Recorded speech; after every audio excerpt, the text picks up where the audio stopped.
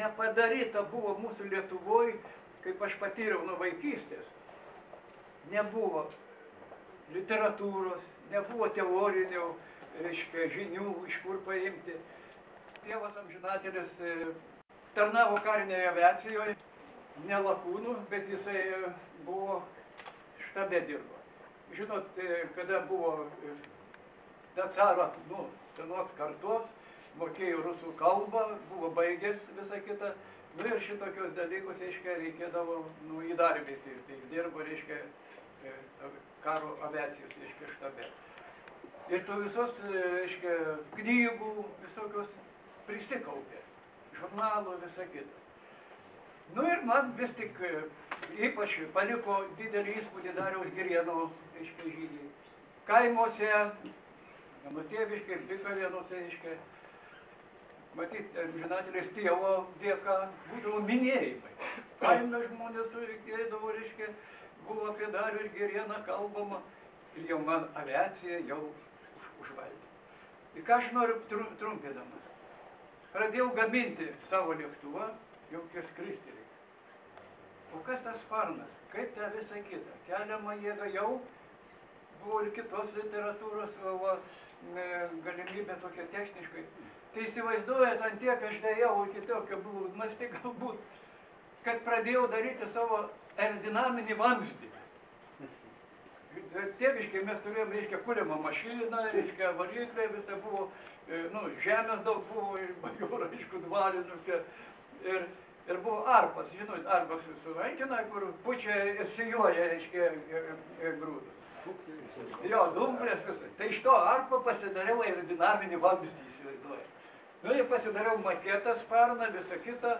Tai buvo pusbrolis Jonas toks Preikšaitis, iš mūsų tarpe, reiškia, vaikų galingesnis, visą kitą.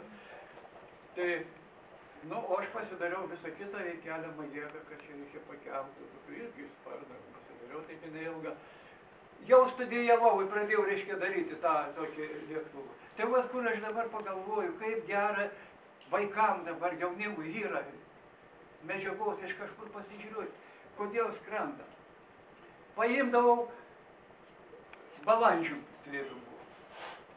Gavau nuo tetos į kailį už gyvulių kankinimą. Paėmiau balandį, pasidariau tokią košės tešlos, ištempęs sparnus, įmerkiau į tą skystį. Ir gyva vienu žodžiu. Ištempiau, buvo palaikyta tol, kol sustygs. Man nereikia, kad plasnuotų, reikia minkštas sparnas, bet čia sparnas tai yra. Aš jau mačiau visus tas, visą kitą. Ir, žinoma, gavau į kailį, man tas eksperimentas nepasisekė, reiškia, visą kitą. Ir ką? Tai buvo karo metas, vokiečių laikais. Tai buvo mano pirmas skridimas. Vaikai žaisdavom, tai buvo man 10 metų, aišku, 43. Aš 33, 43, kelintai jau karo, reiškia, visą kitą. Dar vokiečių laikai. Vieni kariaudavom rusai, kiti vokiečiai, čia su automatai. Kaip dabar karas be aviacijos? Tai aš, reiškia, vis tik teko iš arti matyti vokiečių, reiškia, štorchą.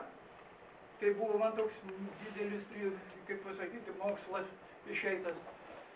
Ir pasidariau, reiškia, sparną, panašiau į štorchą, visą kitą. Tai sparnas buvo dengtas sumalotas popierius, stogam, žinot, tolis. Ir visą kitą, aišku, buvo nudažytas tas tolis, reiškia, tamsus, juodas, labai gerai, konkrečias vokiški ženklai, lėktuvus, visą kitą. Ir, reiškia, tėviškėje buvo Bikava yra.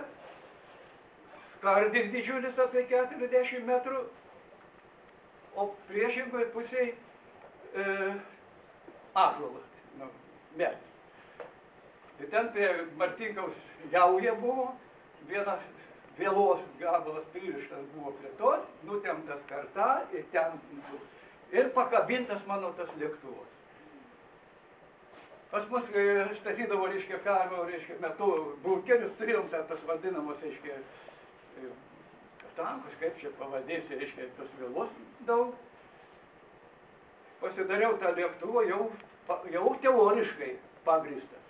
Nu ir ką, pasidariau 3 bombas tokias ir dabar ta viela lėktuvas, reiškia, riedės ir kada jis riedės į pusę, aš jį atkabinu, reiškia, ir ten bus galėsiu sklęsti.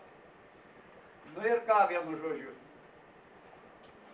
Aišku, jėgų neužteka, mes įtempimą tas vielos didelis prasėdimas, o dar čia svoris, kaip įsėjo, kaip pikiruotis lėktuvas, tikrai čia vyksta karas, aš to lėktuvui pūkštą vėlai nutrūko man.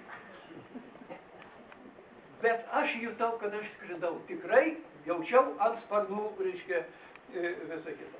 Ir be to buvo dar, kad būtų vaizdas, rankina propelerį sukti, reiškia, turėjau, reiškia, kada to buvo, šiaip viskas padaryti. Bet aš jau to propelerio nespėjau. Ir priešingai tas šlaitą, reiškia, į krantą, į tą prie krantą, kitas Bikavos upelio, ėjausi į žemę, reiškia. Tai, nu, vienas šonkolis įmuša ten, bet nieko tokio, su oškiniu visą kitą. Aš esu jam dėkingas, kada jis mane priėmė Kauno aeroklube paruošti instruktorių, kad galėtų jau Šilutėje vykti laiką.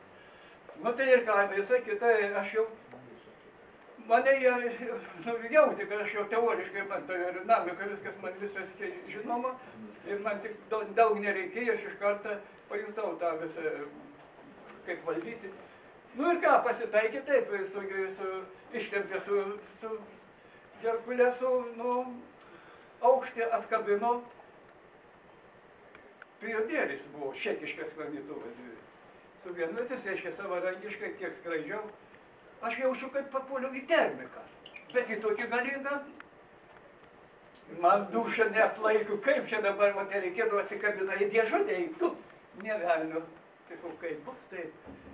Ir aš pasiekiau, įsitraukiau į debesį, nebeišeinu, įeinu į debesį, visą kitą. Žinau, kad reikia traukti į save, jau tą žinau, šitai suktuku išeinu iš to debesys, einu iš to ir vėl mane kelis 3 kartus, iš 3 kartų. Nu, aišku, nusileidau, tada mūsų jubiliatas man tada tais metais neišdavė to pažymėjimą instruktoriaus, kaip nedrausminga, bet aš skridau. Tai va tikrai reikia dėkoti, kad Lietuvoje mes turėjom žmogų, pradžią, kad mus, kaip pasakyti, rėmė ir mes tikrai, nu ką aš galiu daugiau pasakyti apie Oškinį. Svarbiausiai tai būdavo man malonu tai, kad bendraudavom, kai atvažiuodavo į Lietuvos vakarus, į Klaipėdą, Šilutę ir visą kitą.